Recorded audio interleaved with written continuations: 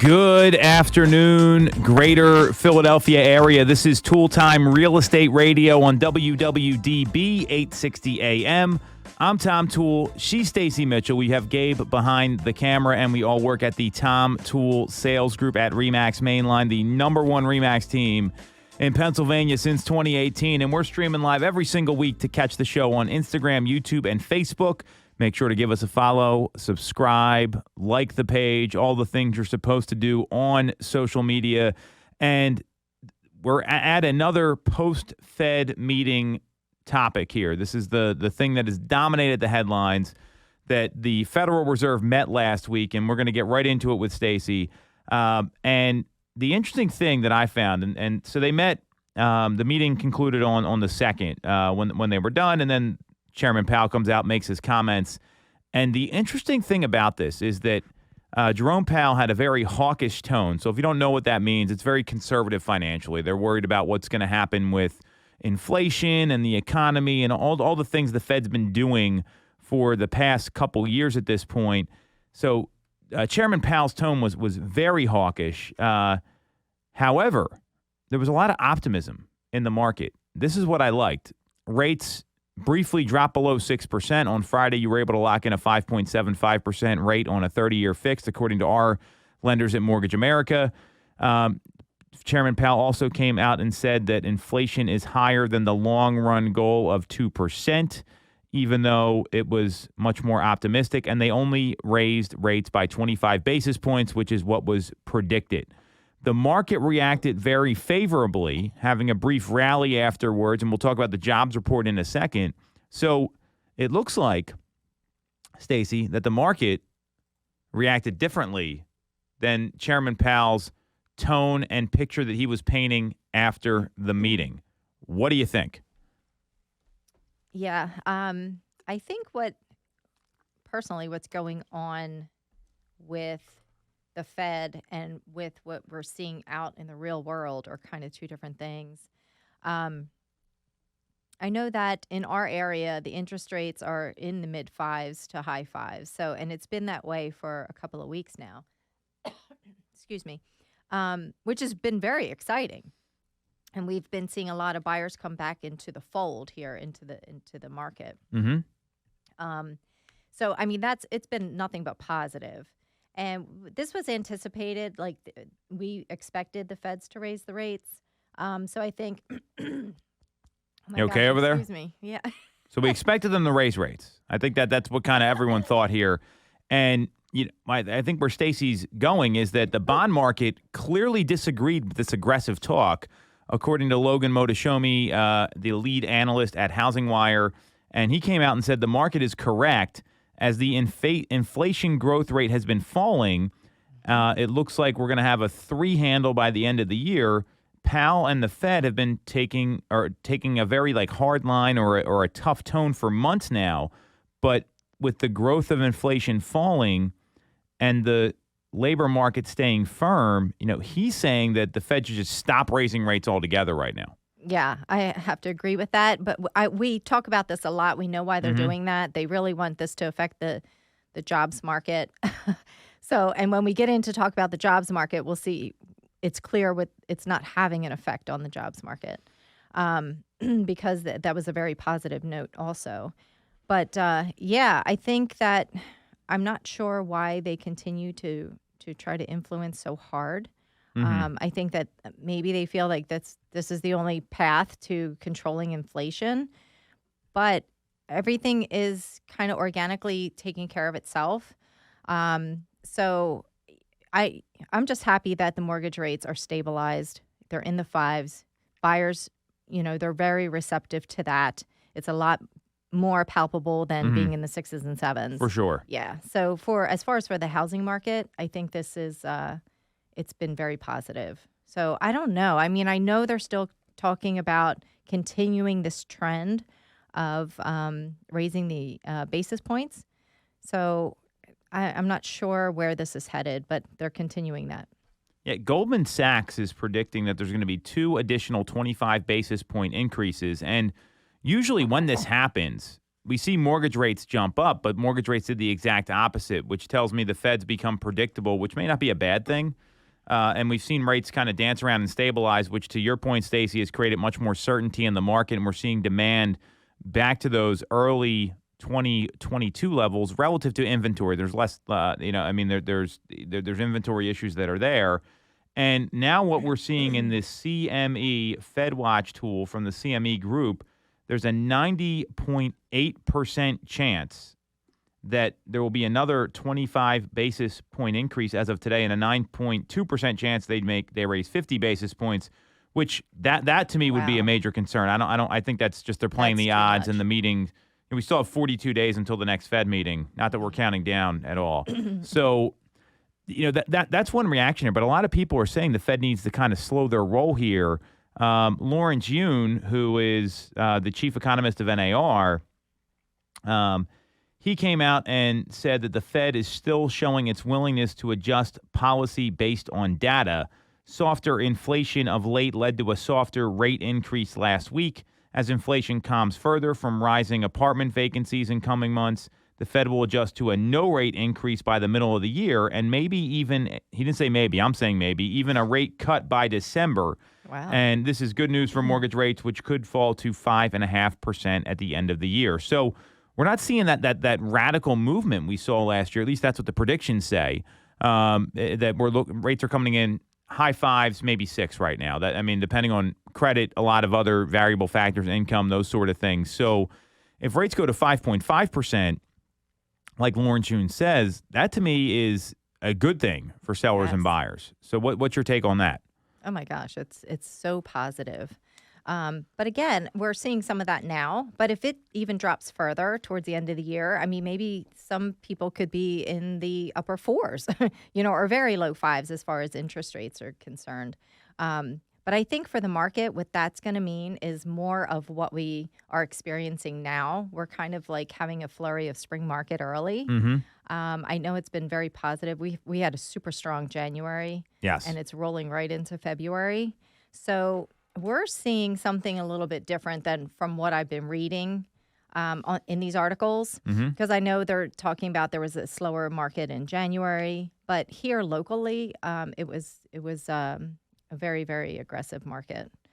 So I think if the rates go even lower and our inventory hovers about the same, it's going to be a very competitive market for buyers, unfortunately. For sellers, very positive. For sellers, you're going to experience, very a good return on your investment. And you might experience multiple offers and waiving of contingencies. So for sellers, definitely consider. I think it's going to still be a great year, 2023, to sell. Well, and we're seeing that with some of the indicators that are in the housing market right now. So if you look at what Housing Wire puts out every week, which I find fascinating, is their basically the lead indicators to watch. And it's kind of the housing breakdown of the things you want to be mindful of and what should be happening. And before we get into that, it's their housing market tracker. Actually, let's jump into that now, and then we can talk about the jobs report. So the housing market tracker, and this comes out at the beginning of every week, purchase application data was negative 10% week to week, still positive for the year. That's the first decline that we've seen in 2023. Housing inventory decreased by 8,664 homes, which was the biggest decrease we've seen for the year. And the 10-year yield had a bit of a wild week where mortgage rates did break under 6% overall and then rose after the jobs report had come out. So we're seeing, I would argue, more stabilization in the market. And what a lot of people are hoping for here is we're going to see a pop in inventory like we typically do in that late February, March, April, and May window. I still don't think it's going to be enough because of the jobs report. So why don't we get into that real quickly here with the jobs report that came out on Friday. So there was an increase of 517,000 jobs in January that crushed estimates, and unemployment came in at 3.4% versus the estimated 3.6%, which is the lowest jobless level since May of 1969. That's wild. And the chief economist at ZipRecruiter said that this report's almost too good to be true, where it's like $20 bills on the sidewalk and free lunches. This is his quote, not mine. This is, or hers, I'm sorry. Right. It's Julia Polak, chief economist at ZipRecruiter, said today's job report is almost too good to be true. Like $20 bills on the sidewalk and free lunches, falling inflation paired with falling unemployment is the stuff of economics fiction. So, like, the Fed is trying to drive unemployment up. Right, and it's doing the opposite. It's Yeah. having the opposite effect. It says leisure, hospitality added 128,000 jobs overall. To me, that makes sense. People, they're getting out there. They're traveling. They want to experience things that they haven't done for the past couple of years. So that is probably why there's so many jobs created in that sector. The other was professional and business services, 82,000. Government, 74,000. Government, 74,000 jobs added. Healthcare, 58,000, and retail was up 30,000. Construction, 25,000. It'd be nice to see construction a little bit higher than that, maybe in the housing market. Mm-hmm. That would be helpful. But yeah, it totally blew me away, this jobs report. Couldn't believe it. So I don't think, again, what they're trying to do as far as increasing the interest rates is not having the effect, because they want the unemployment rate to be higher. And it's not. It's actually dropping. So it's counterintuitive what they're doing. Now, as far as is this because people are getting a couple of jobs? They're working 2 jobs because of the inflation? Could be. Could be. That's actually a great point. Not a lot of people are talking about that. And we've seen that where folks, I mean, just in the hiring process, they're like, well, I have this other job doing this. Can I keep both? And right. Because it does, the leisure and hospitality, that could be a second job. Retail could be a second job. So it's just, I do know that there were some announcements for some pretty good layoffs in the tech industry. So I don't know if that's going to have an effect for the next, the next job report. We'll see. Well, and what's I think it's important to realize this is a 53-year low in unemployment. So for everything the Fed's trying to do, it's had literally the exact opposite approach of what they wanted to happen. So we're seeing these numbers come in, and when you look at what's going on in housing, if employment is that strong, and we're seeing rates starting to stabilize, we're mid to high 5s, maybe low 6s, and that's going to drive more buyers to come to the market, especially these millennial home buyers and these folks that are still trying to purchase. I don't see the inventory issue and there's still plenty of homes selling. Don't get me wrong. I don't see inventory bubbling up too much because the demand's too high. Now, inventory is higher locally in our market. It's at a 1.77 to 1.5 month supply in Montgomery, Chester, Delaware counties, 4.77 months in Philadelphia. Relative to last year, we saw less than a month supply in the suburbs and about a 2-ish month supply in Philadelphia. So there's more supply than what we've seen. It's still less than where people want it to be. And that, to me, is the biggest challenge here. And I don't see that letting up with all this demand that's out there, because if the Fed's trying to push up unemployment and it's not working, then we've really got a problem. Mm-hmm. And I think we did have some potential buyers get out of the market when the interest rates went up a little bit. But now those folks are starting to come back in. So if you have new buyers coming in because of the interest rates and because they feel more comfortable about the stability of the economy, but then you also have the buyers that had gotten out of the market coming back into the fold, you're still going to have a lot of competition. Mm-hmm. And we still don't have enough inventory to satisfy that demand. And as far as inflation, rents have increased along with everything else. So people are understanding, the millennials who are paying rent, they're understanding that this is just, it's a dead end street here. If they continue to pay these increased rents, it's not going to anything. They're not, starting on their path to, financial security with owning an asset. Mm-hmm. So they want to get in on that. They really want to start, their home ownership, and rightfully so. I mean, it's a waste of money to rent, in my opinion. But yeah, I'm on the flip side of that too as a landlord. But still, I think that the millennials are understanding. Look, we got to get started here because it's going to be like this for the next couple of years. And despite all of this, there's a January housing report out there that shows buyers are actually negotiating more and getting more bargaining power than what's happening. This is according to Realtor.com's monthly housing trends report. That they're seeing that if you look at some of these statistics here, there's actually the ability to get more concessions. Active inventory for sale homes grew 65.5% year over year in January, which is still lower than pre-pandemic, but certainly higher than where we were last year. So the number of, but the number of pending listings and newly listed homes continues to drop. So there's a lot of mixed messages in the market right now. So you're giving advice to sellers and buyers. Why don't you take the buyer side? I can take the seller side. What are you saying to these folks right now? Because it's hard to navigate all this, and we just went through a lot of things that are going on with the economy, what's happening in the market right now, and there's a lot of mixed messaging is what I'm really seeing. Oh, my gosh. From one article to the next, it's complete opposites. And to what is going on in our local market can be complete opposite. So it is tough. And it's tough for buyers. So, they come to us with this already, preconceived idea of what the market is. Some folks are still thinking, I guess they might be getting advice from their parents who purchased like 30 years ago. And maybe say you never start at the asking price. You always go in lower. Never relinquish on inspections.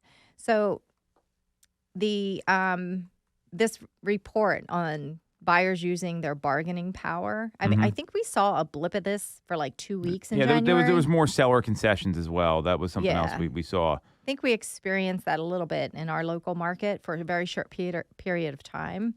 But in the past couple of weeks, what I have found and what I tell my clients that I'm working with is the market has changed pretty dramatically in that couple of week period. I find that we're back to definitely into the multiple offer situations. We're going over asking price, waiving inspections, trying to cover appraisal deficits, offering, to cover seller transfer tax.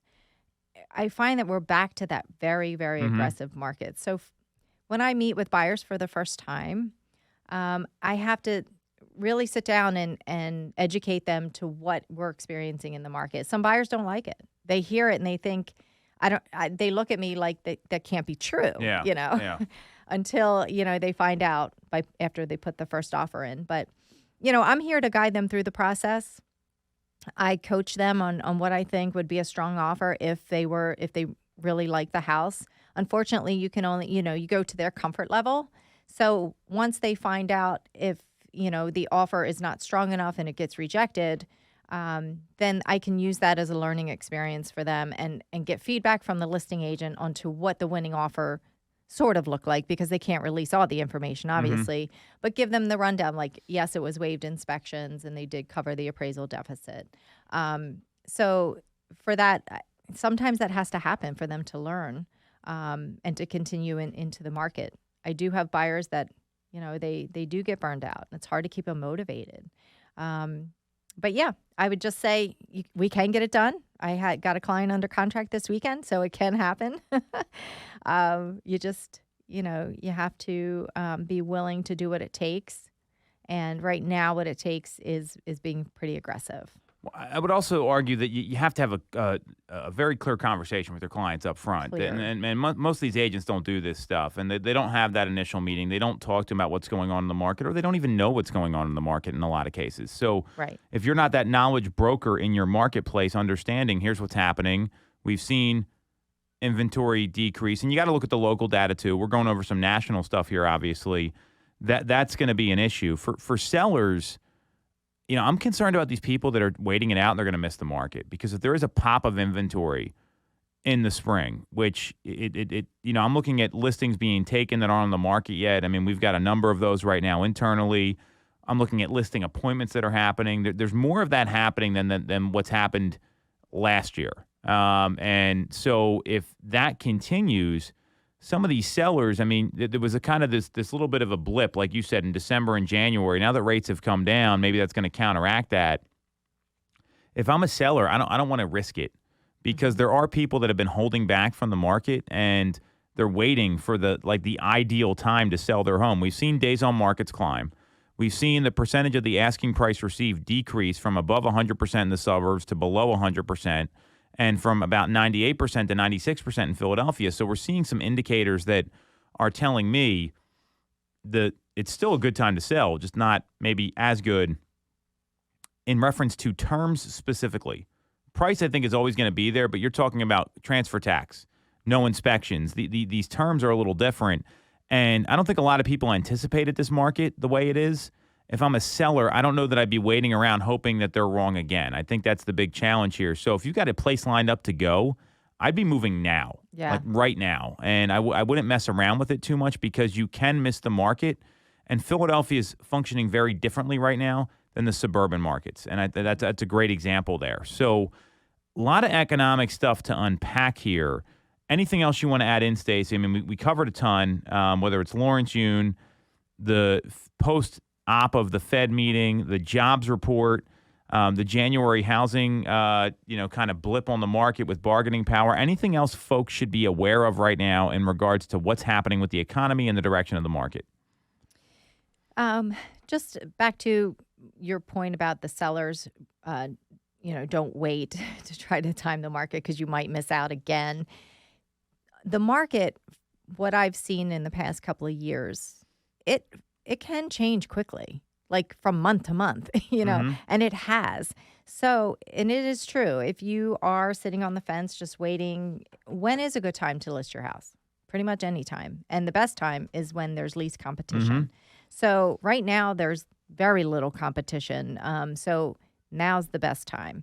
And, as we're experiencing with the lower interest rates, there's plenty of buyers coming back in and starting their search. So I would highly recommend sitting down, talking to your local agent, getting all the information and getting the process started, because sometimes it takes a while. Sometimes it takes a while to get the house prepped. So now is the best time. I couldn't agree more, and it's get some local advice. I mean, every market, we're talking about how different the market is just from like literally where we're sitting now in Ballackinwood to crossing over City Line Avenue, and that's just how it is right now. So that can be very real. So we're going to take a quick break. We're going to come back. We got a couple agent-centric things we're going to talk about, the reaction to the NAR DOJ decision, as well as we had an event last week, and there was a contagion among agents mentioned by our good friend Byron Lazine. We're going to talk about that as well on Tool Time Real Estate Radio on WWDB 860 AM. When you're getting a mortgage, you shouldn't have to sacrifice great service just to get a great rate. At Mortgage America, we've been lending with this philosophy for over 35 years. We have access to great low rates without the complications and delays of big or online banks. We're a local Pennsylvania lender with loan officers that you can actually meet. As PHFA's #1 lender, we specialize in all residential mortgage programs, including first-time buyer programs and low down payment options. For your free pre-approval, call us at 610-439-8000 or apply online at mymortgageamerica.com. Mortgage America is an equal housing lender, NMLS 1285001.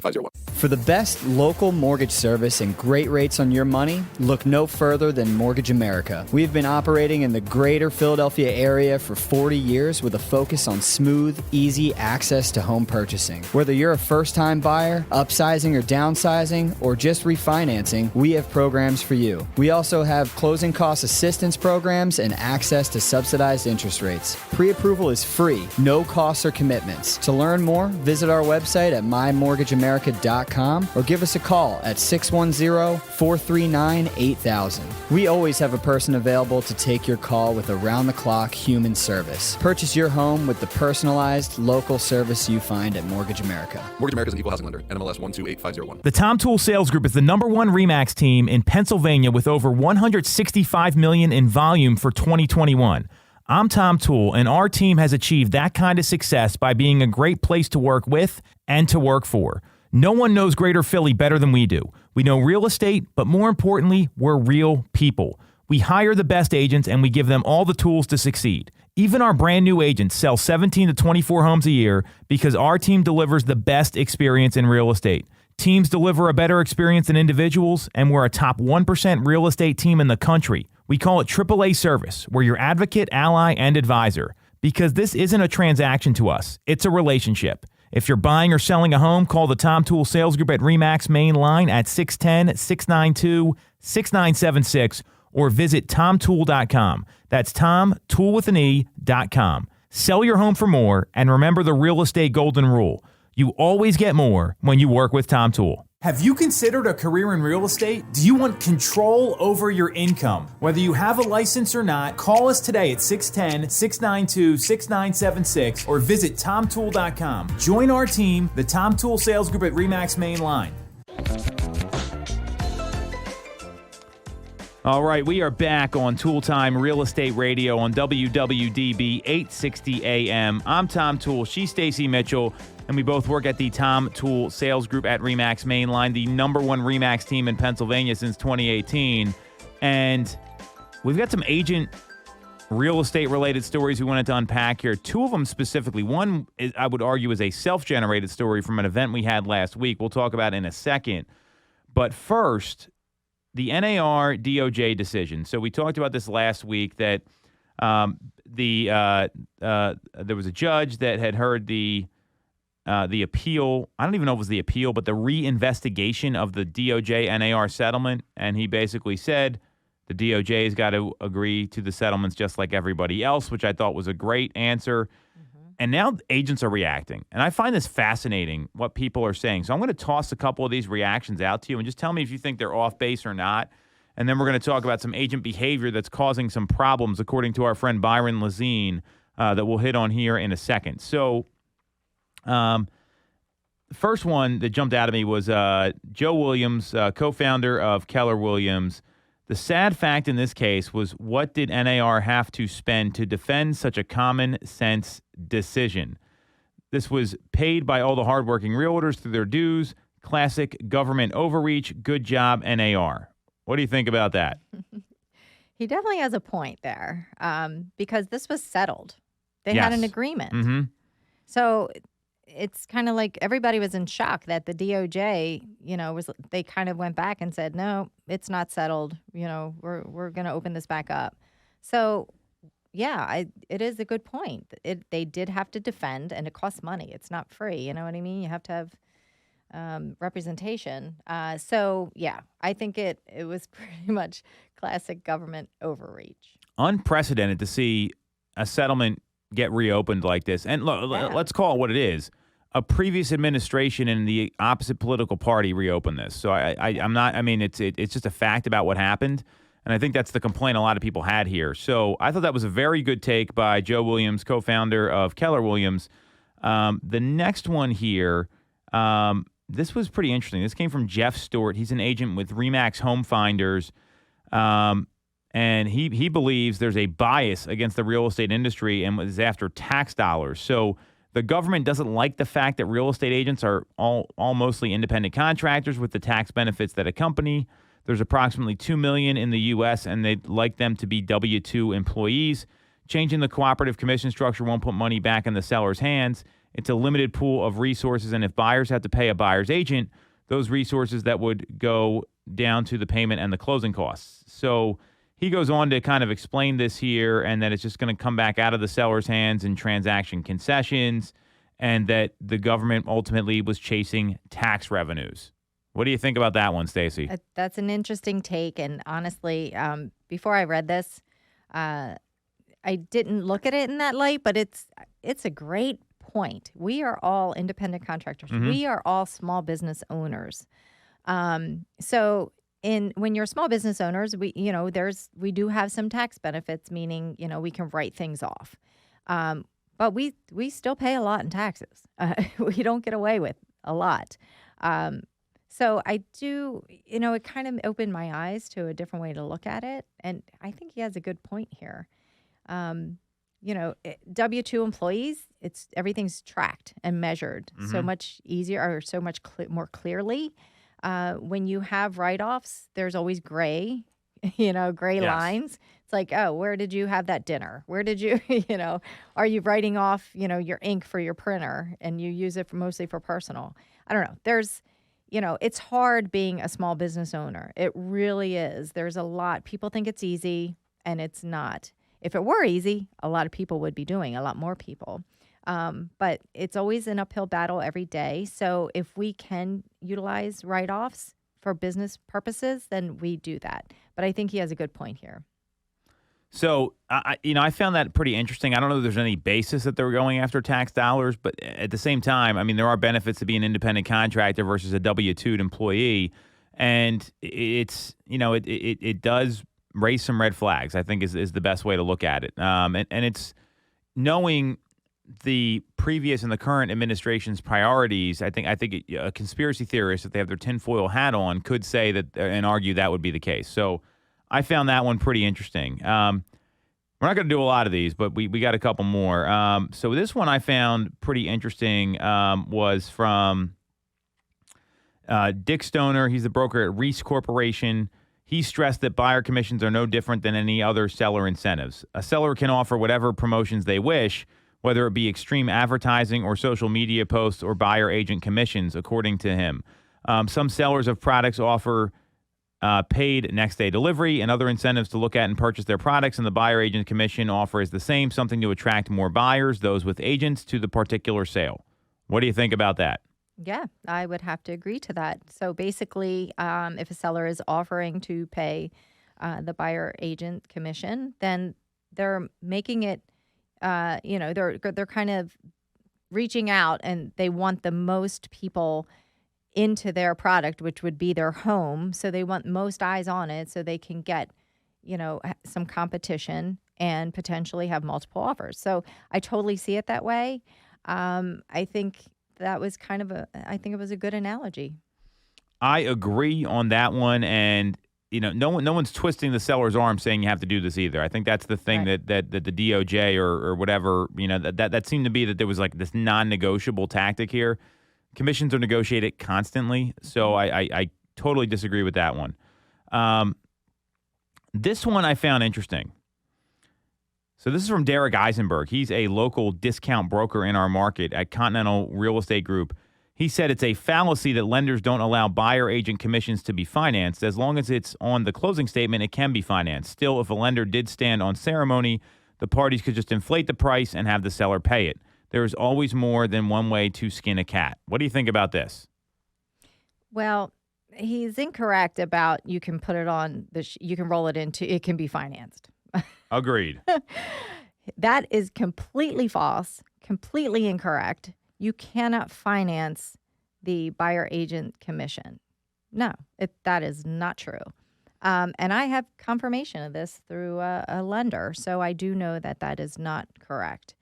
You can't. I don't know how you could increase. What was the second part? You can increase the price just inflate the price and have the seller pay it. Oh my gosh, does he remember the appraisal part of the process here? Right. It's No, I disagree with him. Yeah, thumbs down. This one, this is the problem with real estate agents. I mean, they're coming out and he's making this statement. It's on Inman News, and it's just totally incorrect. Where you can finance closing costs, sure, but there's a limit on what you can finance, typically based on the type of loan and everything else. And we know those limits are either 3 or 6% of the sale price. So if you do the math, and we're not going to talk about commissions here, but depending on taxes and escrows and other things, I don't see how that's possible. And then the home's got to appraise anyway. Right. And we've had major issues, more than I've ever seen the past 3 years of homes appraising. So True. Horrible take and just bad information.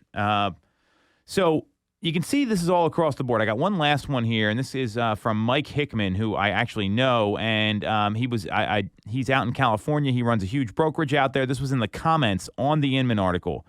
What if we shifted our focus to the capital gains tax exemptions? Legislation that became effective in 1997 should be reviewed, and the amounts of $250,000 and $500,000 should be increased significantly. Our lawmakers are failing us and our clients. Would that change our markets? What if the exemptions were $750,000 and $1.5 million? Next, the end of dual agency solves some of the legal problems. Sellers should be able to pay a buyer if they choose. I found this one. I'm going to jump in here, Stacey. Fascinating, because look at the inflation that we've seen on sale prices. And if they're going to give people that 1099 exemption, well, that number has been in place for, I guess, at this point, 26 years, 27 years. Oh, way so outdated. That I found, that was a great take by Mike. What do you think about that one? Totally. Exactly. Since 1997. So it's 250,000 and 500. Absolutely. Yeah, for a needs single to- buyer, the exemption's right. 250, and for a married couple, it's 500. Yeah, that has to be changed, especially in the past 2 years, how much appreciation value we saw. Yeah, I agree with him on that one. Yeah. I thought that was great. So Yep. what this tells me is that I don't think any agents really know what the heck is going on because of the variety of these takes.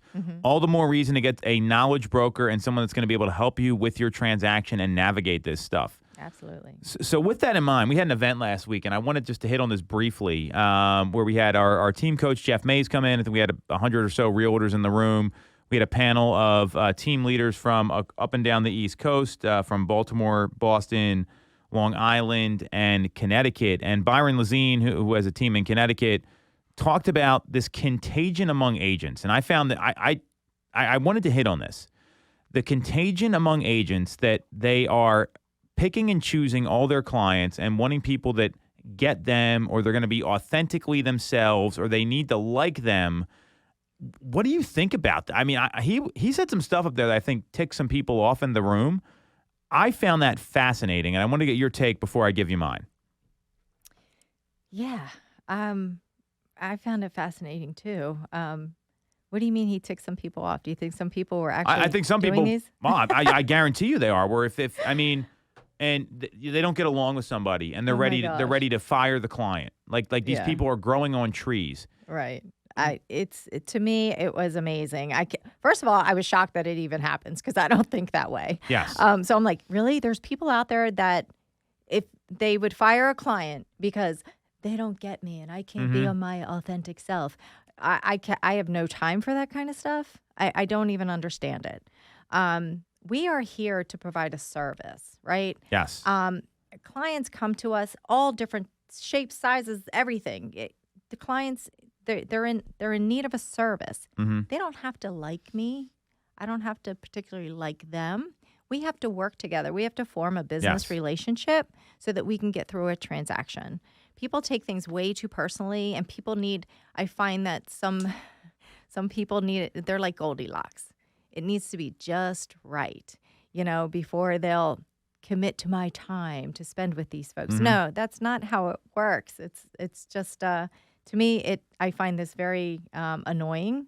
I wouldn't want to engage with an agent if I were on the transaction side. If I were a buyer or seller and there was an agent that was asking me, do you want to work with me? Do you like me? I can only work with you if you like me. I would immediately want to fire them as an agent. I agree. Before they can fire me as a client. I think that agents you need to realize, especially as a small business owner, sometimes we can't pick and choose. We just have to provide the service and do the best we can and take the personality, take the person out of it. Think of it as a business transaction. If you were going to pick and choose clients that like you for who you are and feel that you have to be your authentic self, you're never going to sell any volume in real estate. Right. There's so few people that are going to be like you in this world. The majority of the population is going to have a different personality type. They're going to be a different disc assessment than you. And if you're only going to appeal to the people that you're going to appeal to as your authentic self, you're taking 100% addressable market and bringing it down to maybe 15 or 20%. That's a very low percentage. So it's a huge low percentage. And on top of that, the surgeon, the doctor, they don't only do the surgery on the people they like. They do it with the people that need help. And if you want to be a high volume realtor, and I'm talking 20 to 30 transactions, not, you're putting up some crazy numbers, 50, 60, 70 deals. I know what I've done in the past. I'm talking about just being in the top 3% in the country and getting to 20 or more transactions.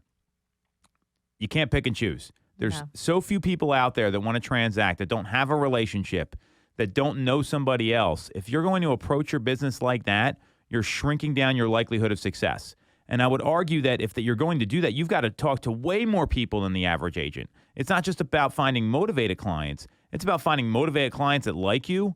I don't know many people that like me. That's I mean, a good you do. point. I think my wife does, but this is something that agents have got to get over. Yeah. This is not a business for the weak-hearted. You have to be a different breed to be able to be successful in real estate that opts into accountability. And part of that is you're going to get people that don't like you, but they respect you because of your business acumen. Right. And that's what I went for when I was in production. I know you're approaching it the same way. I think anyone that does this, I mean, keep approaching it like that. We'll take all the clients that you don't want. I'll take every single one of them. They can pass them off to me. But you made a good point there, and I'm trying to remember what the point was, and I can't. Damn. But yeah, so I agree. It was so good, It was so good, I forgot. There was 2 points I was going to make, but yeah, see, that's how my brain is today. It's a little fuzzy. But yeah, 100%. I am shocked that this even goes on, because if you do whittle it down to that 15 to 20%, I know what my point was. And then you're going to have to talk to more people. First of all, most agents don't even like to talk to people. They don't talk to enough people as it is. Right. Yes. They don't get on the phone. So how are they going to make up that difference? How are they going to talk to 75% more people in order to find those ones that are going to like them and they can be their authentic self? It's a losing business strategy, if you ask me. They'll be out of business faster. That's for sure. Well, and when you think about how many people actually want to transact in real estate, it's maybe 5% of the population at any given time. So you're looking at a 5% addressable market as it is, and then you're going to cut that down, and let's say it's only the people that you like. Let's do some math here, Stacey. So we got the 5% times, let's call it 20% you appeal to. Well, now you're looking at 1% of the population. You're down to, I'm only looking for 1% of the population I want to work with. If 20% are going to appeal to you of the 5% that are thinking about transacting. The average person moves every 11 years. So to me, this is, in some ways I like hearing that because it tells me people like us are going to be more successful. People on our team are going to be more successful. I've got a high tolerance for pains in the butt. I've learned that. It takes a lot to bother me. I know you're the same way. Yep. That's why you're successful, because you get the game. It's either you got to quadruple your efforts, or just not everyone's going to like you. Not everybody's going to like you. We're not here to make friends. All your clients have enough friends. You're here to help them with a large financial transaction. Right. And don't take things personally. People are going through a hard time when they're trying to buy and sell.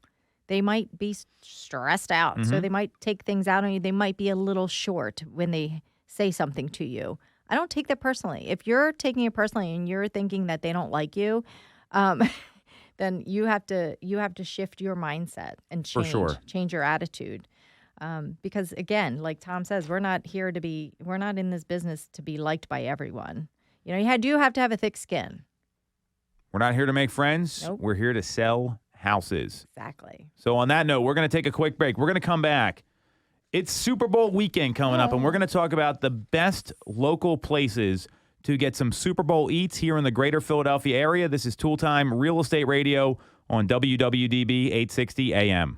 You shouldn't have to deal with all the red tape when getting your mortgage from a big or online bank. At Mortgage America, we have access to big bank money, but with the personalized and detailed service of a local bank. We are here in your community and ready to serve with fast settlements, low down payment options, and first-time homebuyer programs. Pre-approval is free, no costs or commitments. For more information, visit our website at mymortgageamerica.com or give us a call at 610-439-8000. Mortgage America's equal housing lender. NMLS 128501. I'm Tom Toole of the Tom Toole Sales Group at RE/MAX Main Line. If you're thinking of becoming a real estate agent in the greater Philly area, I have a special offer for you.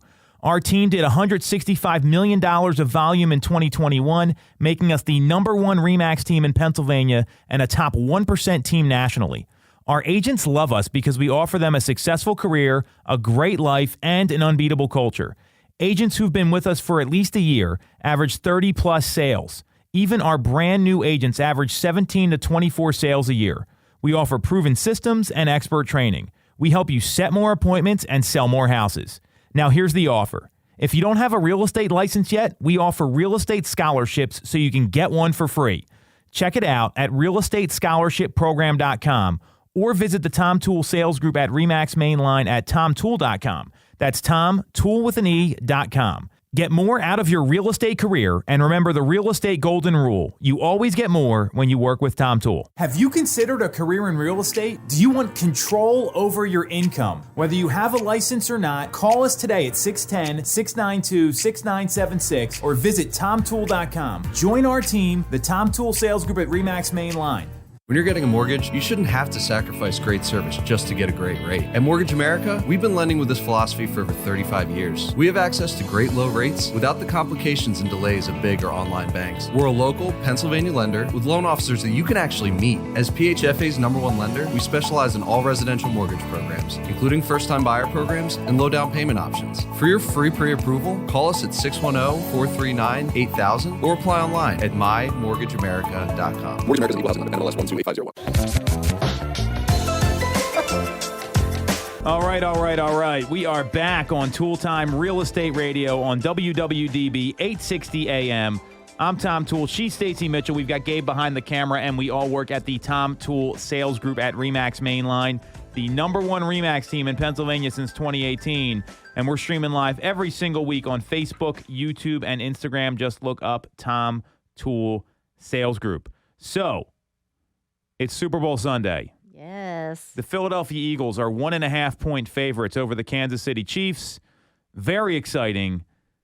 We're not here to talk about that. Maybe we'll give some predictions after the game. I think it's going to be very one-sided. However, we're going to talk about where to get some local eats for the game. And I'd be ordering this stuff now because I was talking to an owner at a pizza place I was at with my kids on Saturday or Sunday, and he said, I don't know if we have enough staff to keep up with the demand on Sunday. And that's exciting to me, especially what restaurants went through during the pandemic. So this is great. So what Stacey and I did is we came up with a couple ideas of local places we would want to go. We're going to plug them here, tell you what to get, depending on the food type and what you want. So Stacey, why don't you lead off? And obviously cooking, if you want to do that on your own, that's fine. We're talking about local establishments and local businesses you can support. Oh my gosh, one of my favorites. It's right on Route 3 in Westchester. Nick's Roast Beef.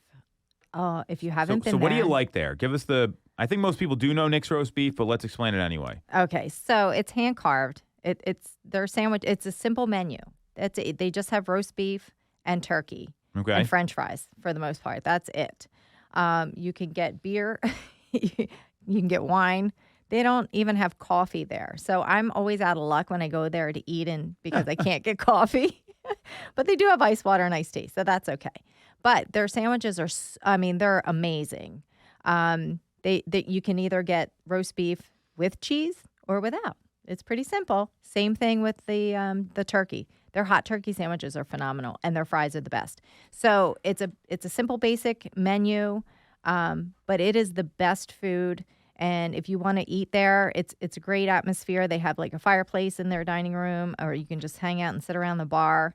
It's a small local establishment, but they have the best food. So go and support them. So they do takeout. I'm on their website now. Yes. You need to give them 24 hours notice. And they have locations in Westchester, Philadelphia, and Springfield.